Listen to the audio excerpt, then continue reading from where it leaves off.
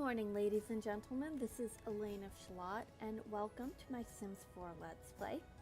This is my first Let's Play, so I hope you'll give me plenty of feedback in the comments. Constructive criticism is always welcome. Now, for this Let's Play, what I'm going to be doing is going to be a Rosebud challenge. The idea of the Rosebud challenge is that you start with nothing and earn 1,000,000 simoleons with a single household. I'm also going to be combining this with a legacy challenge. The idea of a legacy challenge is to explore all the aspects of the game through 10 generations, and there's restrictions and ways that you score that. I already created my sim here. I had a failed attempt to record the video already. This is also going to be part of what I'm calling my Extreme Restarter series. Basically, with the Legacy Challenge, I have trouble getting it to the full 10 generations. Usually, I find my game gets buggy, I have a crash, I haven't saved recently, I get frustrated, and I give up. So instead of doing that, my goal is to play through the extreme start until the death of the founder with all aspirations and succession laws. And along the way, I'll give you a lot of tips and tricks on how to go about doing the extreme start with various sims. Now, this first one, the reason I'm combining it with the Rosebud challenge is I'm starting off with what I think of as the easiest strategy to do this with. So I thought I'd make it a little challenging by adding that second challenge in. In the spirit of that, my succession laws for this first legacy is going to be gender equality, either sons or daughters. For bloodline, modern. That means both birthed and adopted children can inherit. Heir law, I find the easiest one is youngest, because you can stop having kids when you get an heir you like with traits you like, because the traits of the children are random. You get to pick the traits of your founder, but the children, it's random. And for species, it's tolerance, so human or alien children are okay. Now, I set up my sim to be ideal for this method of a legacy. So she has the painter extraordinaire aspiration. I really think this is the easiest one for beginners. You can make money really, really quick with that. So to fuel that, I made her creative.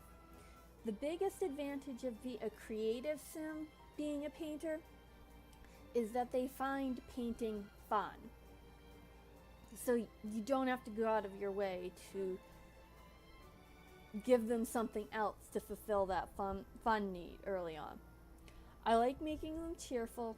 Cheerful is a good one early on because it tends to make them spontaneously happy, and being happy is beneficial, and also cheerful sims tend to get some social whims. And then finally, I made her an art lover. It gives me an easy way to get her inspired quickly early in the game. I'll just cycle through so you can see the various outfits I made for her. I kind of themed her with a purple color here.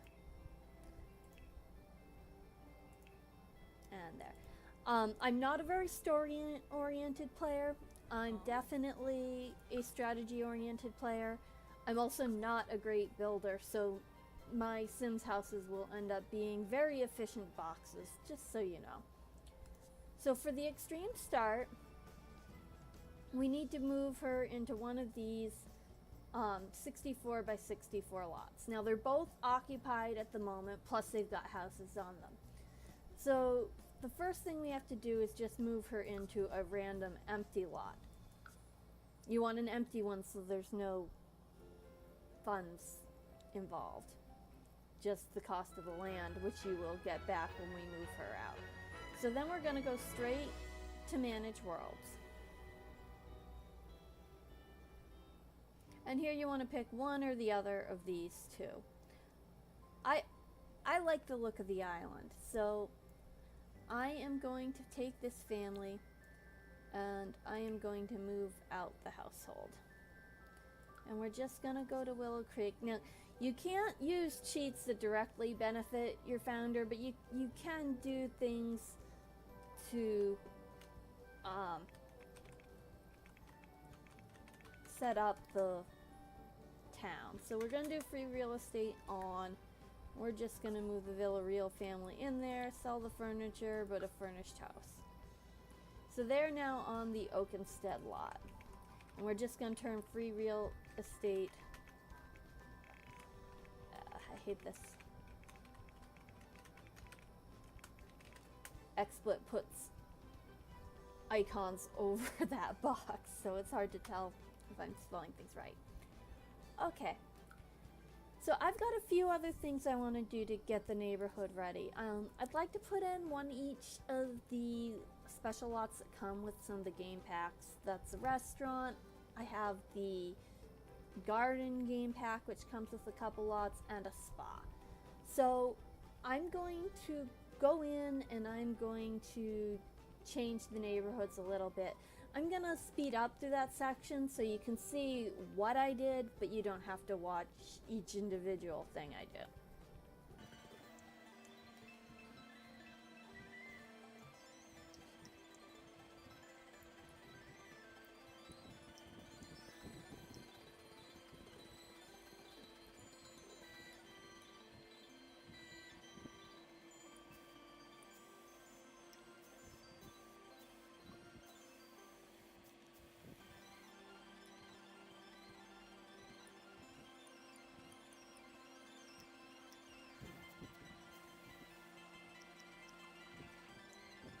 Okay, so that's the restaurant done. Now let's put in a spa. And I admit I am kind of putting the various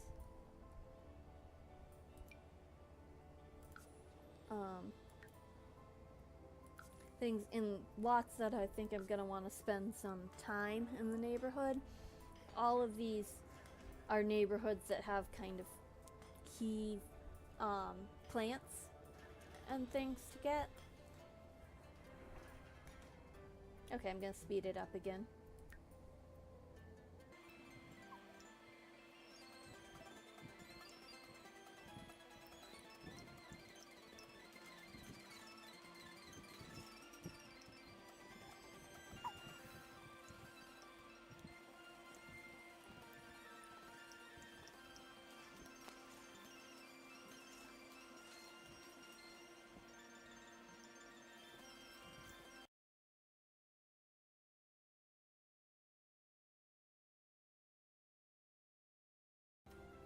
Okay, so we're back in Windenburg. The next thing we need to do is bulldoze the lot we want to move our sim onto.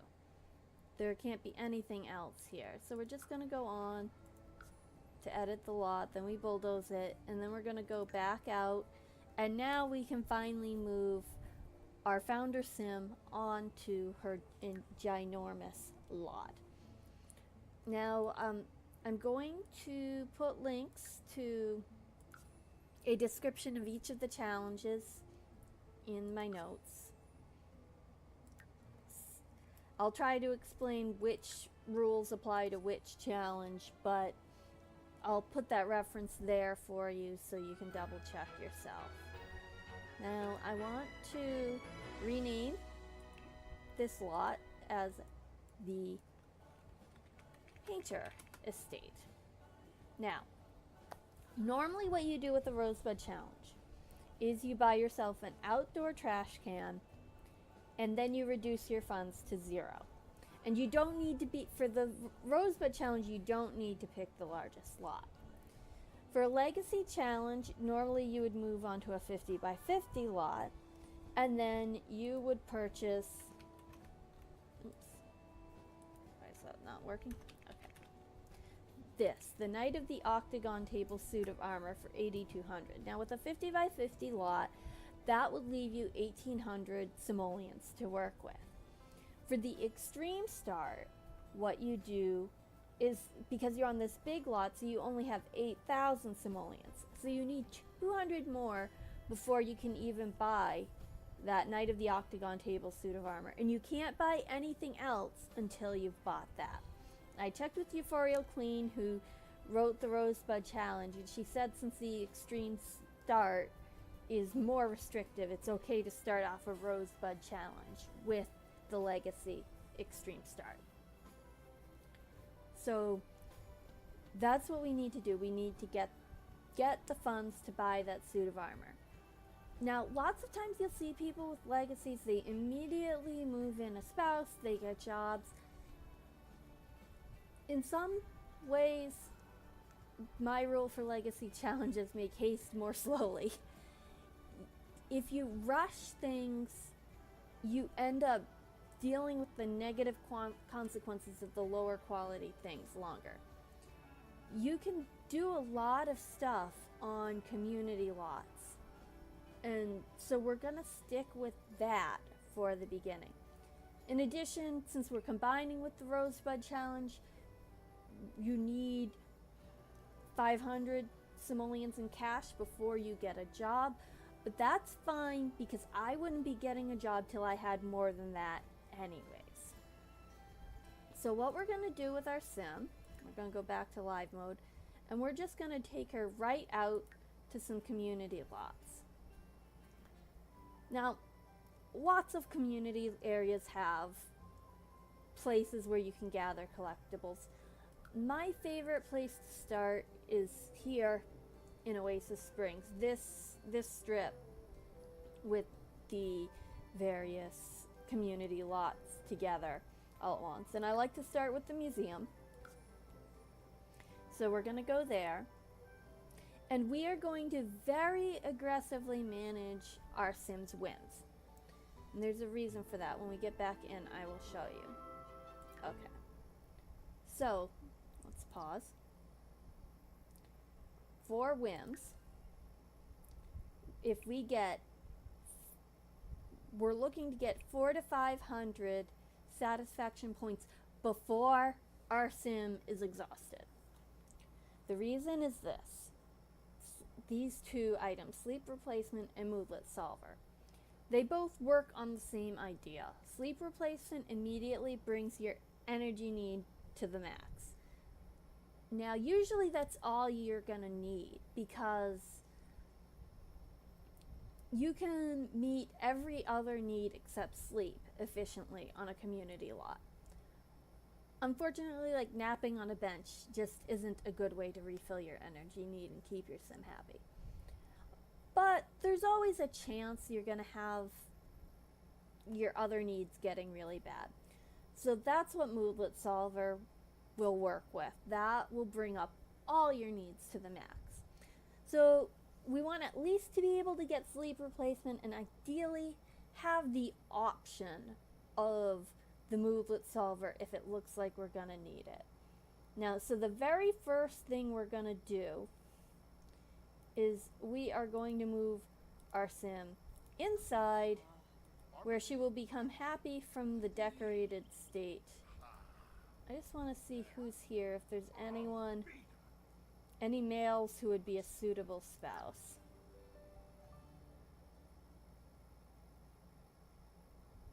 Caliente, he's a teen. Okay. I don't see anyone who would be a good spouse, so we're just gonna look for a friend, and I kind of like Ulrike Faust. So we're gonna do a friendly introduction to her. That will get the meet someone new win met. Okay. Level up in painting skill. That we're probably gonna get fairly soon. Let's see if we get another social win. Okay, not yet. But tell a joke is a pretty good one.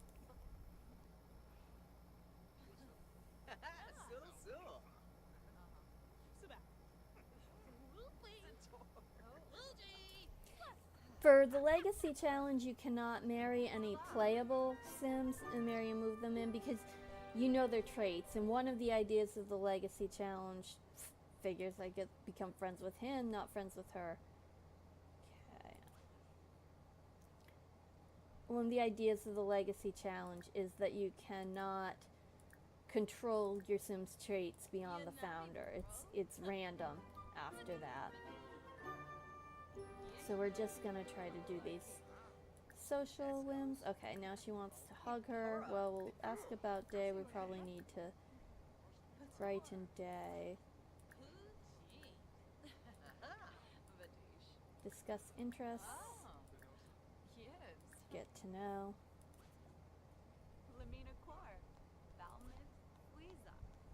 Acquired a little charisma. That's not a problem. Is hug available? Now, I used to worry about it with, good, we won't become friends with her, that's a good one. I used to worry in Sims 2 about hugging too soon. It's a lot less risky an interaction in Sims 4 than it was then. So I'm gonna gossip. Heartfelt compliment. Keep, we like the generic make a friend. Yep, there we go. Okay, so making friends with her will be 75 points.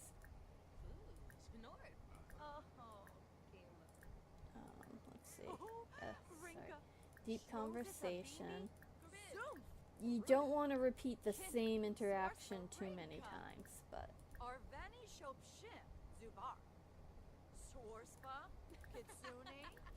you can cycle through pretty much just looping around.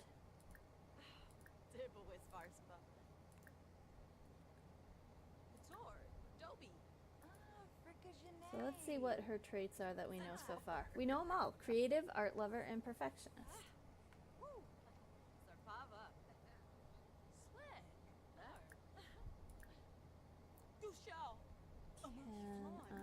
Let's see.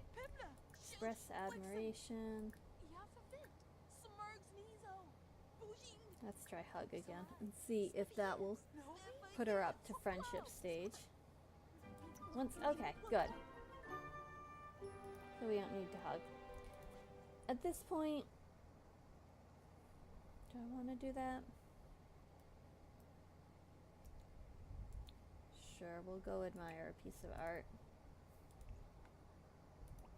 Let's just cancel the conversation. Now, if you look around, you'll see that collectibles have started to spawn. So we're just gonna fulfill this latest whim, and then we will go out and start collecting. It also helps that she's got a couple happy buffs from the conversation and making a friend, so she'll probably stay happy through most of our collecting. So we're just gonna set the first 2 dig spots to dig, and we're gonna kind of speed her through here.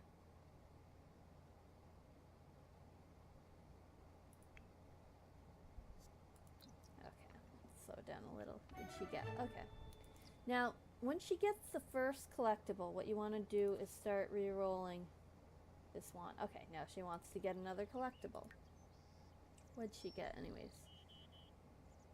Okay, that's 75, we'll sell that. Some of the, a lot of the collectibles are good for emotion management, so sometimes the cheaper ones you actually want to keep on hand, even when you need cash. Let's see, okay, she wants a frog, we'll get that soon enough. What's that one? See, this one's 10. I'm gonna, hold on to that for a little bit, because unless I really end up desperate for cash here. Because that one could be useful. Even just that $10, that 2 environment is enough to keep her happy on her home lot if we just stuck it on the ground. So we're gonna hang on to that one, and we'll speed through till we get the frog, which will fulfill that whim and put us at, and that will give us enough for the sleep replacement. Okay, hold on, we're gonna, okay, now she wants a crystal. Now let's see what we've got. See, this one's 15. I'm probably gonna hold on to that unless we really need it to make our 8200.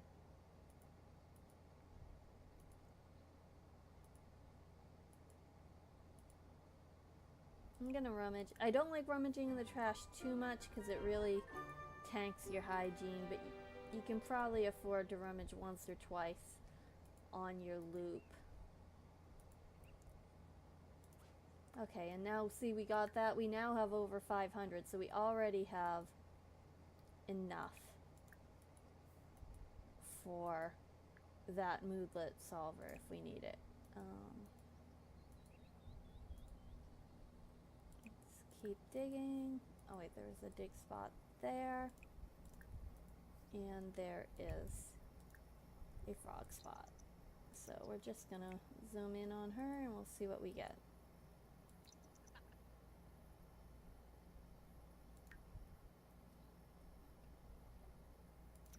Okay, she dug up a capsule.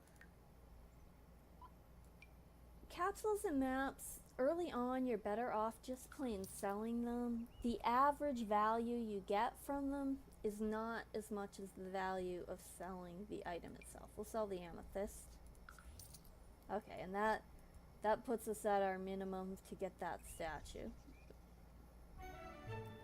Emerald as well. Emerald's 20, we'll see.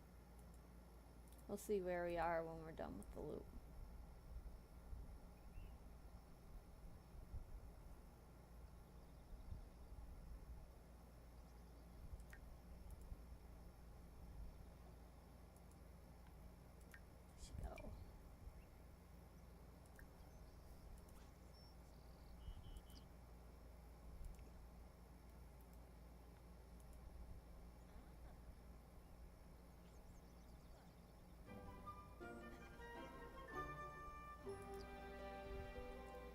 Postcard.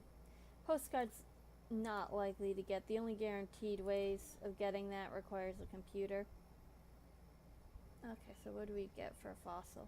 45. We'll hold on to that for now. We have enough to get our statue. So we're gonna head home to Windenburg. And our lot. I'm just gonna go here.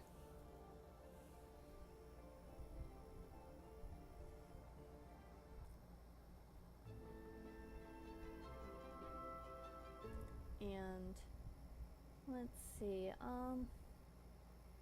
we're gonna breed our frog. See what we get. Tiger frog, that's not bad.